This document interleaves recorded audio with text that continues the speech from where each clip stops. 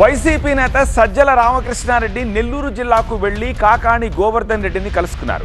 కేసుల విషయంలో సజ్జల ఇస్తున్న వార్నింగ్ ఏంటో ఈ బ్రేకింగ్ లో చూద్దాము. ప్రభుత్వాన్ని ప్రశ్నిస్తున్న కాకాణిపై తప్పుడు కేసులు పెట్టారు అంటున్నారు సజ్జల. తప్పుడు ఫిర్యాదులు, లేని ఆధారాల్ని సృష్టించి వైసీపీ నేతలు, కార్యకర్తలను జైలుకు పంపుతున్నారని ఆరోపించారు సజ్జల.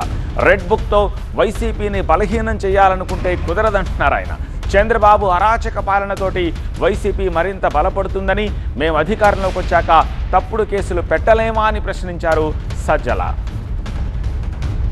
ఈరోజు కాకాని గోవర్ధన్ రెడ్డి గారు గట్టిగా గొంతు వినిపించే నాయకుడు. ఆయన మీద గురి పెట్టినప్పుడే అనుకున్నాం, ఆయన మాట్లాడుతున్నాడు అన్నప్పుడే ఈయన మీద గురి పెడతారని. సీనియర్ నాయకులు ఎవరుంటే వాళ్ళ మీద గురి పెడుతున్నారు. తద్వారా ఏ రకంగా అయినా సరే పార్టీని బలహీనం చేయాలి, ప్రతిపక్షం అనేది లేకుండా చేయాలని చూస్తున్నారు. అది అసాధ్యం.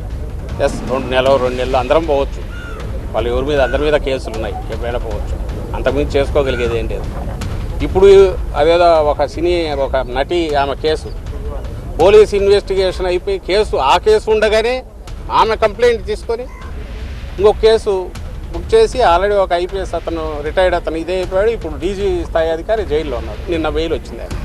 కాకాని గోవర్ధన్ రెడ్డి మీద పెట్టిన కేసు ఏ సెక్షన్లు తర్వాత ఎట్లా సెక్షన్లు యాడ్ చేశారు తెలియదు. మళ్ళీ వచ్చాయి ఉన్నట్టుండి. SC ST కేసు లేదా ఎక్స్ప్లోజివ్స్ కేసు ముందు లేదు.